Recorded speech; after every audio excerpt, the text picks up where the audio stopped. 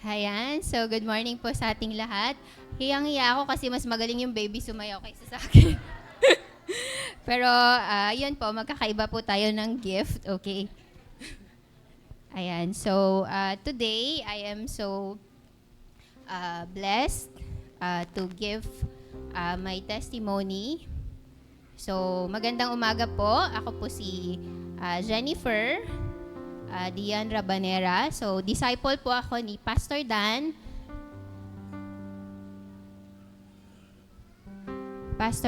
and Simo Claire, and Pastora Maricar. So, sa mga hindi po nakakilala, I am an agricultural engineer by profession, and ako po ay isang faculty at Cagayan State University, but currently, ako po ay nag-aaral. I'm taking my doctorate degree at the University of the Philippines, Los Baños. Ayan, hinihingal pa rin ako. O, di ba? Di ba lang ako masyadong ginawa? Okay, so okay, so gano'n na po yung mga trentahin daw, okay? So I grew up in a very poor and broken family. Lumaki po ako sa aking nanay and stepfather. Nakilala ko po ang aking tunay na tatay nung 4th year college na po ako. Lumaki po akong salat sa buhay at sa pagmamahal ng mga magulang. At dahil sa hirap ng buhay noon, ang tanging pangarap ko ay makapagtapos ng pag-aaral para makaahon sa kahirapan. Ngunit ito ay nagbago nang makilala ko ang Panginoong Jesus sa buhay ko nung ako ay nasa 2nd year college. Sa pamamagitan ng Student Warriors for Transformation, ang youth group ng 611 Church sa CSU. Tinanggap ko si Jesus sa aking, bilang aking Diyos at sariling tagapagligtas. Dito nagsimula ang aking paglalakbay sa pananampalataya ko kasama ang 611 Bread of Life Christian Church. And my life had never been the same again from that day onwards. I really thank God dahil ginamit po niya ang 611 Church to mold me, equip me, prune me, transform me, at higit sa lahat, to heal me so I can receive His unconditional love na tinanggap ko po through the lives ni Pastor Dan, Ate Claire, and Ate Car na ginamit ng Panginoon to raise me up. Every word na aking pong tinanggap during Sunday service, youth service, every equipping courses, I don't just write it physically, but I make sure to write it in my heart and allow the Holy Spirit to do its work sa aking pong buhay. So I was very timid and shy before. So many of you, alam niyo po siguro, I was a loner. I love staying in my shell kasi yun po yung comfort zone ko. I was full of unforgiveness, bitterness sa mga magulang ko, full of hurts and a lot of weaknesses. Very low self-esteem. Takot po ako magsalita sa harap ng maraming tao before, and I don't want to connect to people and open up because it's hard for me to trust. And I am very silent kasi lumaki po akong hindi naman kailangang marinig ang boses ko. And I don't mingle with people kasi taong bahay lang po talaga ako since then. But I really thank God na gumamit po siya ng isang simbahan at ng mga tao who will accept me, embrace me, and love me unconditionally even despite of all my weaknesses and my past. And they were willing to disciple me kahit hindi po naging madali. Hindi po nila ako sinukuan, kahit may mga pagkakataong ako na po mismo, gusto ko nang sukuan ang sarili ko. But God's grace and love is just so abundant in this church. For almost 16 years of my stay here sa 611 Church, hindi po naging madali ang lahat. Lalo na po yung pag-aayos ni Lord sa akin. Di ba ang hirap ayusin ng tao, lalo na pag ayaw nating magpaayos. May mga times na nasa taas ako ng mountain, may mga times din po na nasa dark valley ako. But with all of this, masasabi ko pong I experience kung gaano kalawak, kahaba, kataas at kalalim ang pagmamahal ng Panginoong Jesus sa akin. Gumamit po siya ng mga tao para maibigay yung ganong klase ng pagmamahal sa akin. Ang hirap po kasi na parang wala tayong tangible na nakikita for us to confirm na ganito nga yung love ni Lord sa akin. yung nababasa lang natin siya sa Bible pero hindi natin siya nararamdaman. Kasi likas po sa ating mga tao that we need physical proof, kaya gumagamit po si Lord ng mga tao to deliver that kind of love niya para po sa atin. I am really grateful sa Panginoon dahil ginamit po niya si Pastor Dan, si Ate Claire at Ate Car for me to experience yung deep and wide na pagmamahal niya sa akin. So last 2018, bumalik po ako ng Tugigaraw to finish my thesis for my master's degree. And during that time, ay sobrang stressed po ako kasi hindi ko ma-figure out kung paano ko tatapusin yung thesis ko. Kasi wala akong matanungan noon na nakakaalam. And kaya need ko talaga siyang aralin on my own. Plus, wala na rin po akong allowance that time, so I need to work. So, isasabay ko siya. So, dito po unang lumabas ang mga allergies ko sa maraming pagkain, gamot, at nagkaroon ng mga iba-ibang sakit. But I thank God kasi pinatuloy po ako nila Pastor Dan at Ate Claire sa Penge. So, dito po nagsimula ang journey ko bilang isang member ng Team Home. Ayan. Team Home po kasi yung tawag namin.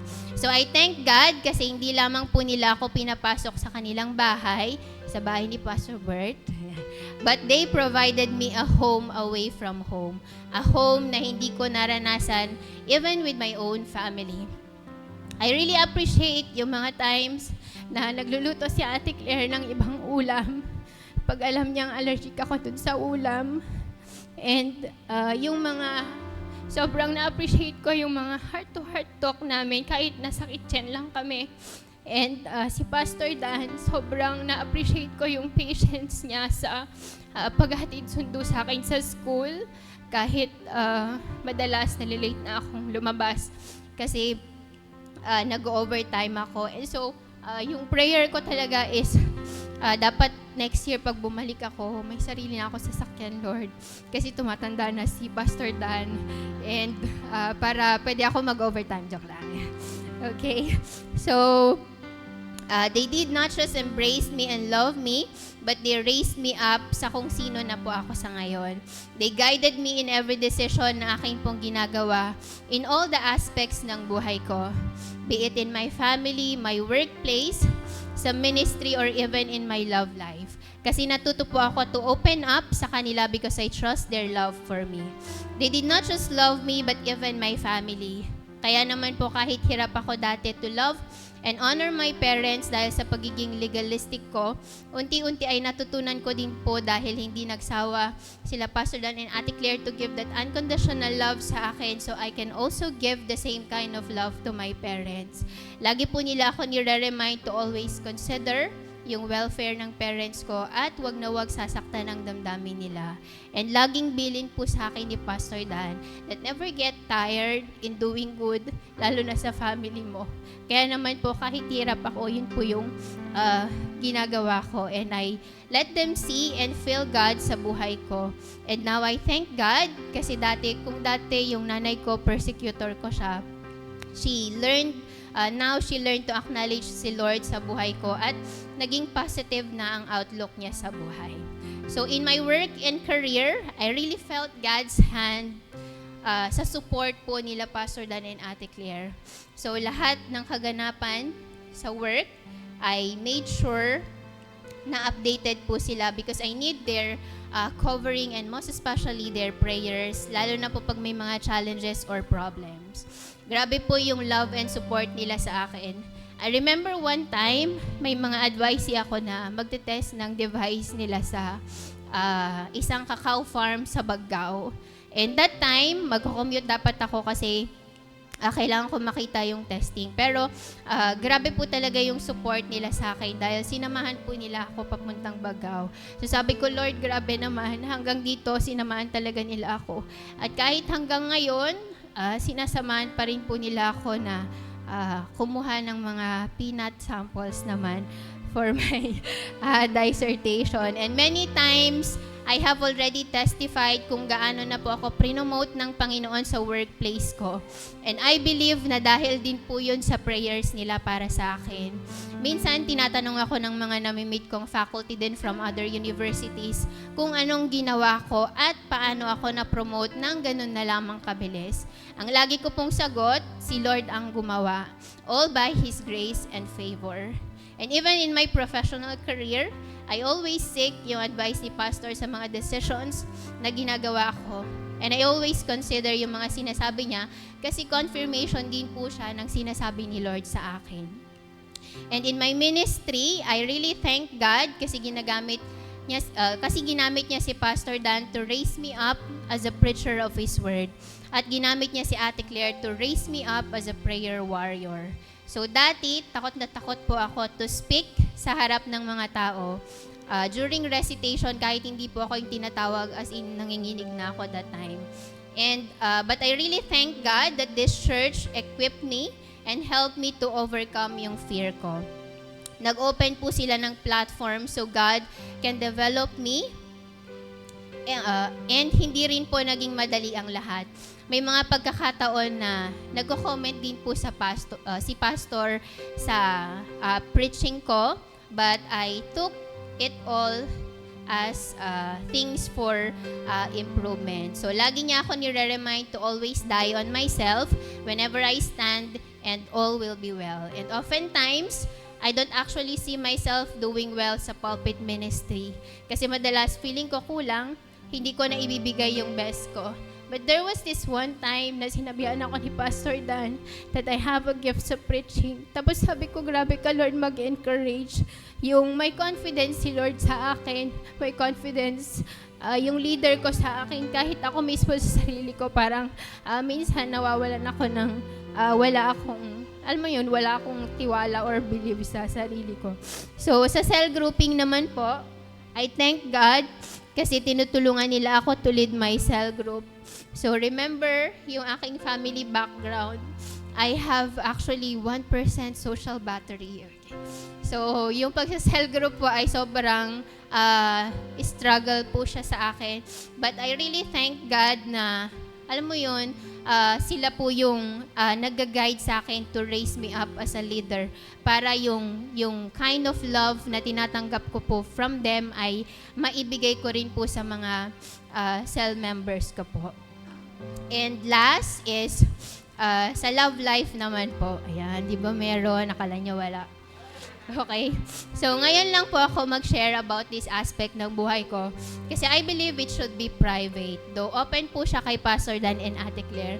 But I just want to share kasi dito ko po na-realize na ang pagmamahal na binibigay ni Lord, na binibigay po nila sa akin protects me, not wanting me na masira.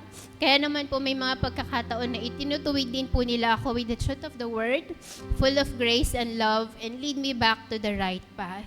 Hindi po ito madalas madali, lalo na po sa aking pagiging legalistic, at may mga sariling pagrarason din, at lalo na po involve ang puso. Dito ko po na-prove yung sinasabi ng Bible na deceitful ang heart kung hindi ito mabantayan ng tama. But they help me see the light sa mga decisions na ginagawa ko po. So yung una, ikwento ko lang. Yung una noon, may anak siya but separated. Tapos ang reasoning ko pa noon sa sarili ko ay baka kaya ipinadala ni Lord kasi prepared na ako. I mean, galing ako sa ganong klase ng pamilya. So I would understand better. So ganun po pala, when there's something, you try to justify things and your choices. Pero sabi ni Pastor nung time na yon, galing ka na nga sa family na gano'n, uulitin mo pa ba? May choice ka naman not to. Tapos na-realize ko, ang favorite line ni Pastor sa akin ay, prevention is better than cure. Ayan, so kinat ko po yung communication. Then here comes another. And dito po sobrang na-appreciate ko si Ate Claire sa honesty niya sa akin. That time kasi ay nasa Laguna na po ako. So ni-record ko lang yung sharing ko, then sinend ko sa kanya. And sobrang na-appreciate ko kasi pinakinggan po niya talaga kahit sobrang haba. Dito po pinarealize sa akin ni Lord na kahit I've been in the church for so long, 16 years, At nagagamit na po ako sa pulpit ministry.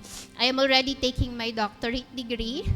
But without the full guidance ng aking mga spiritual authorities, prone pa rin ako to make wrong decisions, lalo na pag involve ang puso. Kaya naman po, napaka-importante that I open up sa kanila. Totoo po pala yun. Naging blinded ako because of love. Actually, like pa lang naman. But I really thank God kasi naging totoo po si Ate Claire sa akin na mali yung ginawa ko, and she corrected me with the truth, with grace. And she encouraged me not to give up praying and waiting for the perfect time ng Panginoon. And so I apologize sa kanila ni Pastor Dan for letting them down and disappointing them with my decisions, and started praying again. And sobrang amazing lang kasi laging may way si Lord to rescue me ng maaga. Because I also learned to open ng maaga sa mga authorities ko. Kaya naman po ang blessing, hindi siya masakit kasi nasa getting to know stage pa lang naman. So, sobrang galing talaga ni Lord. And now, I am happy na naghihintay kung kailan itong perfect time ni Lord. Basta naipanalangin ko na. Minsan sinasabi ko kay Lord, meron man o wala, I will still praise and worship you. Kung meron man, bonus na lang po yon. Sobrang thankful and happy na po ako sa buhay na ibinigay ng Panginoon sa akin today. And so God's love for me is indeed so deep and wide na na-experience ko po yun in the true discipleship na ginawa ni Pastor Dan at Ate Claire sa akin, my spiritual parents. God used the church and my spiritual authorities as channel para matanggap ko ang pagmamahal niya sa akin. And now, I'm standing in front of you as a tree of life on process. Marami pa pong kailangang ayusin sa akin si Lord, but with my relationship to Him, His words, His Holy Spirit, the church, and my spiritual authorities, discipleship, I know and I believe that I can still be a better and hopefully best tree of life version of myself for the glory of God. So, brothers and sisters, God has given us our church, our spiritual parents, to help us in our Christian journey dito sa mundo. Kasi alam ni Lord na hindi magiging madali. So they're just waiting for us to connect and build a genuine relationship with them. They always want to hear things about us, to grieve in our sorrows, to rejoice with us in our victories, and to help us battle our problems and struggles through prayers. Let us not be afraid na i-judge po nila tayo or magalit po sila sa atin when we open up or connect with them or when we commit mistakes. But let us learn to have that love and trust sa kanila because we know that they love us so much as their children, not wanting us to suffer and perish, but to enjoy the very life God has entrusted to each one of us. So yun lamang po, and to God be all the glory.